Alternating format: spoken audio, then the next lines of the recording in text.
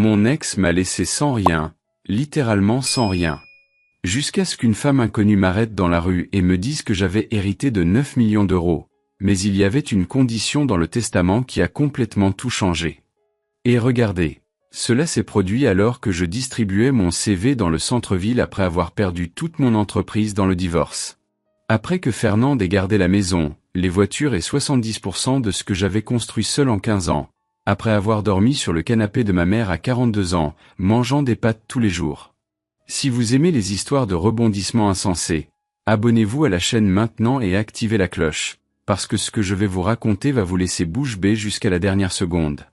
Et laissez un like pour soutenir, ça aide énormément la chaîne à grandir. Bon, laissez-moi vous raconter la première chose qui a détruit ma vie. J'étais marié avec Fernande depuis 18 ans. 18 ans que je me réveillais à 5 heures du matin pour travailler dans mon entreprise de logistique, pendant qu'elle dormait jusqu'à midi et disait qu'elle se cherchait spirituellement. Je ne me suis jamais plaint. Jamais.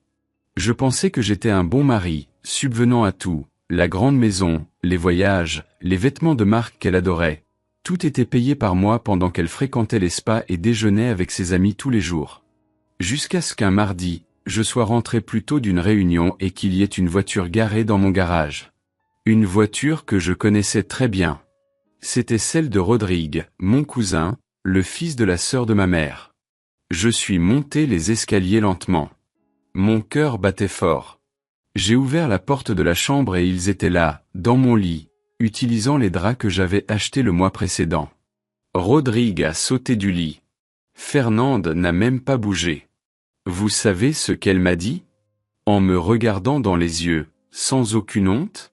Que j'étais ennuyeux, que je ne pensais qu'au travail, qu'elle méritait d'être heureuse. Comme si c'était ma faute, comme si je l'avais obligée à me tromper avec mon propre cousin. J'ai demandé le divorce le lendemain. Je pensais que ce serait rapide. Chacun de son côté et voilà. Mais Fernande avait d'autres plans.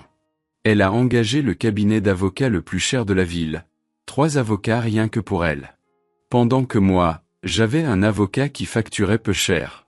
Les avocats d'elle ont inventé une histoire complètement absurde. Ils ont dit que j'étais contrôlant, que j'abusais psychologiquement d'elle, qu'elle avait peur de moi. Tout mensonge. Mais elle a pleuré devant le juge, ses pleurs factices, et le juge a tout cru. Le résultat a été dévastateur.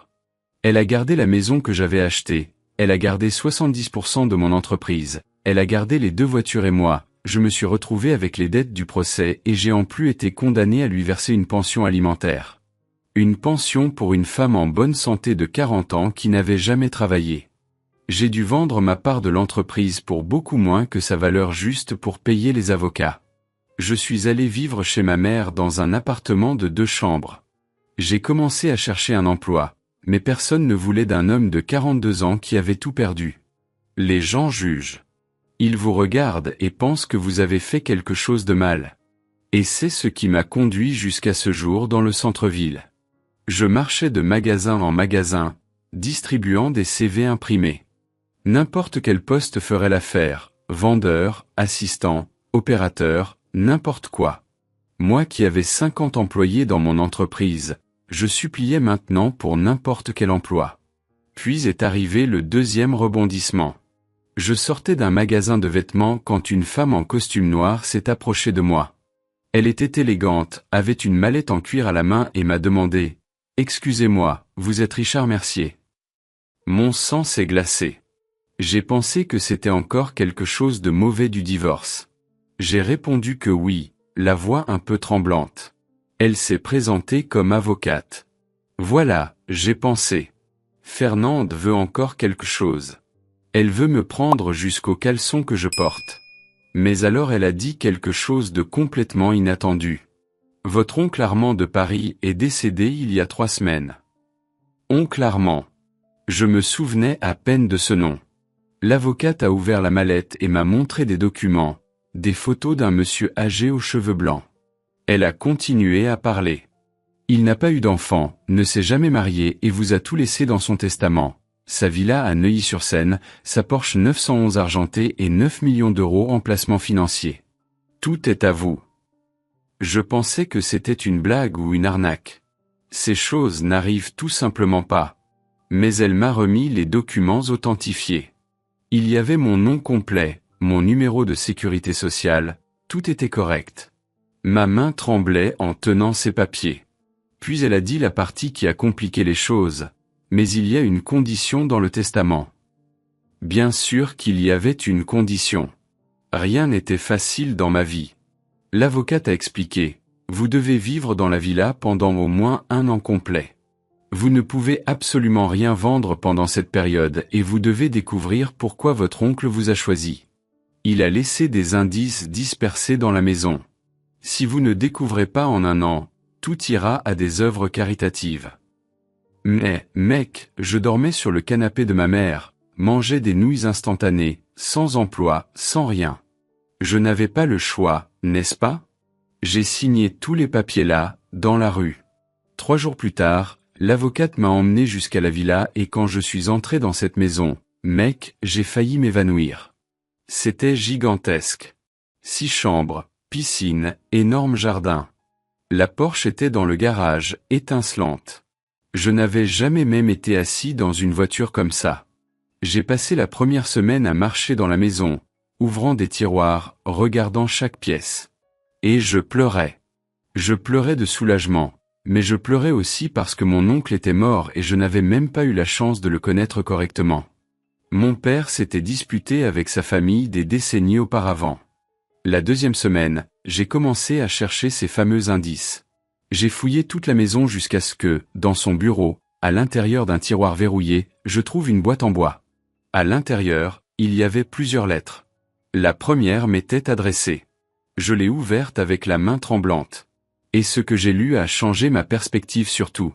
La lettre disait, « Richard, si vous lisez ceci, vous avez accepté mon défi. Vous ne me connaissez pas, mais j'ai toujours su pour vous. J'ai suivi votre vie de loin, par des connaissances communes. J'ai vu quand vous avez ouvert votre entreprise. Je vous ai vu travailler dur et j'ai aussi vu quand Fernande vous a détruit dans le divorce. C'était injuste, c'est pourquoi je vous ai choisi. » La lettre continuait, « Mais je ne vous ai pas choisi par pitié. Je vous ai choisi parce que j'ai vu votre caractère. Vous n'avez jamais abandonné.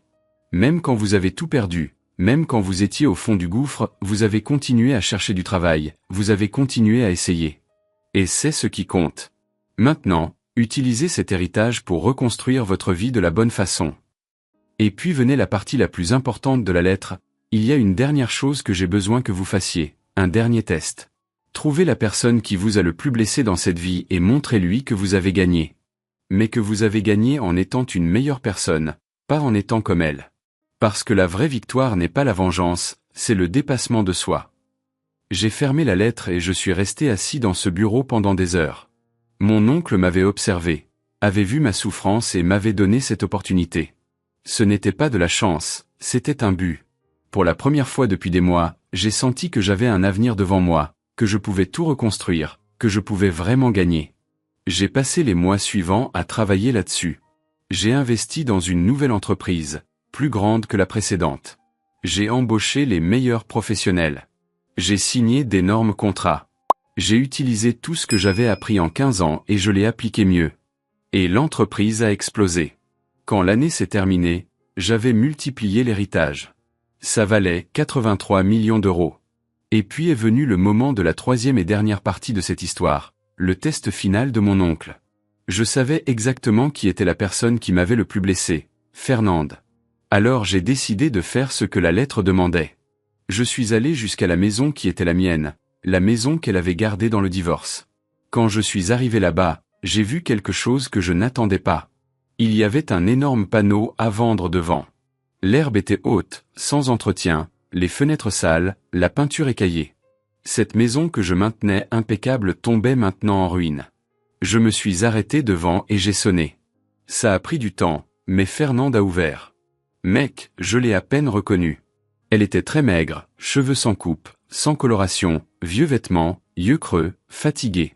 Elle m'a vu et a commencé à pleurer immédiatement. Je suis entré.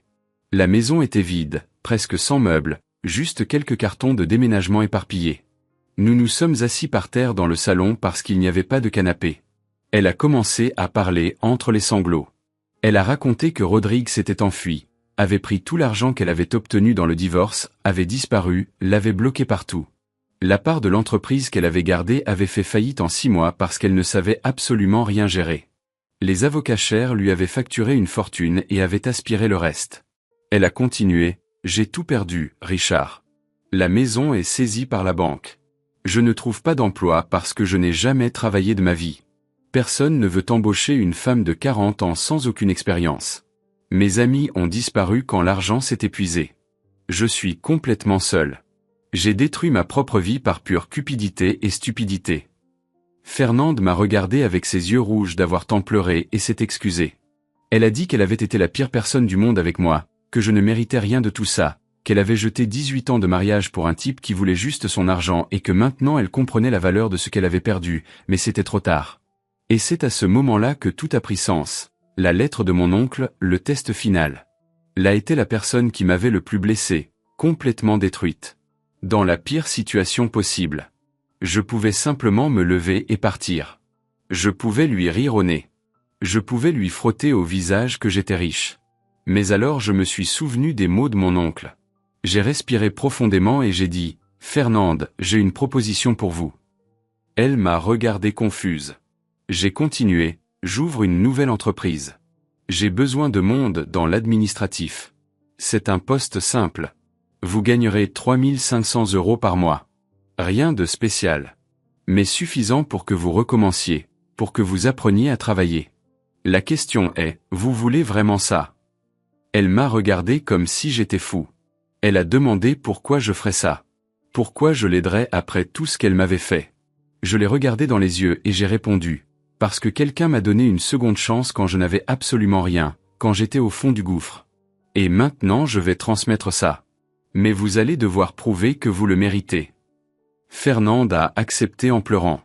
Elle a commencé comme assistante administrative. Elle arrivait toujours en avance. Elle faisait tout ce qu'on lui demandait. Et vous savez quoi? Elle a vraiment changé. Elle est devenue l'une des employées les plus dévouées. Elle a appris l'humilité de la manière la plus douloureuse possible. Elle a tout perdu pour comprendre la valeur des choses. Et aujourd'hui, 3 ans plus tard, elle est coordinatrice dans l'entreprise. Mon entreprise génère aujourd'hui 215 millions d'euros par an. Je me suis remarié avec une femme incroyable qui a construit sa propre carrière en tant qu'architecte. Nous avons acheté une maison ensemble, nous avons 2 chiens. Et j'ai découvert plus de choses sur mon oncle Armand. Lui aussi avait tout perdu une fois dans une arnaque d'associés et avait tout reconstruit seul à partir de zéro. Mon oncle savait exactement ce que c'était d'être au fond du gouffre. C'est pourquoi il voulait me donner cette opportunité, pas par pitié, mais parce qu'il a vu en moi la même chose qu'il avait, la résilience, la volonté de reconstruire, et surtout, le caractère pour ne pas devenir une personne amère et vindicative. Il voulait que je gagne en étant meilleur et c'est exactement ce que j'ai fait. La leçon que j'ai apprise de tout ça est simple. La vie peut vous détruire complètement en un clin d'œil. Elle peut vous enlever tout ce que vous avez construit, peut vous laisser par terre sans rien. Mais la différence entre sombrer définitivement ou se relever réside dans votre réaction. Si vous choisissez la colère, la rancune, la vengeance, vous perdez. Vous devenez comme celui qui vous a blessé. Mais si vous choisissez d'utiliser la souffrance pour grandir, pour être une meilleure personne, pour montrer au monde que vous avez de la valeur, alors vous gagnez vraiment. Et gagner, ce n'est pas voir l'autre souffrir. Gagner, c'est être si bien dans votre vie que vous ne vous souciez même plus du passé. C'est avoir la paix, c'est dormir tranquille, c'est être vraiment heureux. C'est ça, la vraie victoire. Alors, si vous traversez un moment difficile maintenant, si vous avez tout perdu, si vous êtes au fond du gouffre en pensant qu'il n'y a plus d'espoir, je vous le dis, tenez bon. Continuez à marcher. Votre rebondissement peut être juste au coin de la rue. Vous ne pouvez simplement pas abandonner parce que le moment où vous abandonnez, c'est là que vous perdez vraiment tout. Si cette histoire vous a touché d'une manière ou d'une autre, laissez ce petit like malin en bas. Ça aide énormément la chaîne à grandir et à atteindre plus de personnes. Et dites-moi dans les commentaires d'où vous regardez cette vidéo. Je veux savoir de quelle ville vous êtes. Commentez. Je regarde de Paris, je regarde de Lyon, je regarde d'où que vous soyez. Et si vous connaissez quelqu'un qui traverse un divorce compliqué, quelqu'un qui a tout perdu, quelqu'un qui abandonne sa vie, partagez cette vidéo avec cette personne. Parce que parfois, tout ce dont quelqu'un a besoin, c'est d'entendre que tout ira bien à la fin, qu'il y a de la lumière au bout du tunnel, que la vie peut surprendre quand on s'y attend le moins.